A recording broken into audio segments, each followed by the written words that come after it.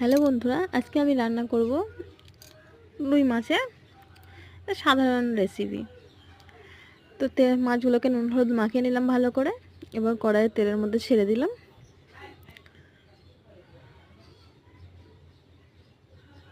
এটাকে উল্টে নেব।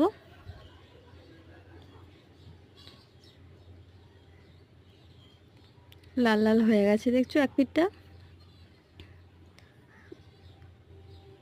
তো এই দিকটা হয়ে যাবে, এবার আমি তুলে নেব।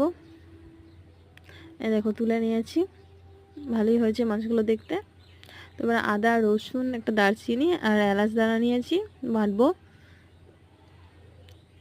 এবার কড়াইয়ের মধ্যে একটু চিনি দিলাম, তেজপাতা দিলাম, একটা শুকনো লঙ্কা দিলাম, এবং কুচনো পেঁয়াজগুলো দিয়ে দিলাম।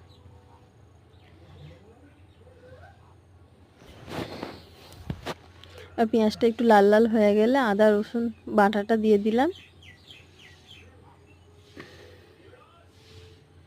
এবার দেবো একটু জিরে গুঁড়ো, হলুদ গুঁড়ো, লঙ্কা গুঁড়ো। এবার দেবো একটু সস যাতে রঙটা ভালো হয়। এবার একটু জল দিয়ে দিলাম, ভালো করে নাড়াচাড়া করে নিই। মশলাটা ভালো কষানো হলে একটু নুন দিয়ে দিলাম, আবার একটু জল দিলাম। একটু পাতলা পাতলা করব, তার জন্য একটু বেশি করে জল দিলাম।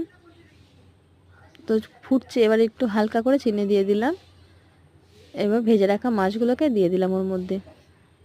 এবার একটু ফুটতে দেব, ফুটে গেলেই নামিয়ে নেব। তাহলে আমার রান্না হয়ে গেল রুই মাছ, রুই মাছের ঝাল।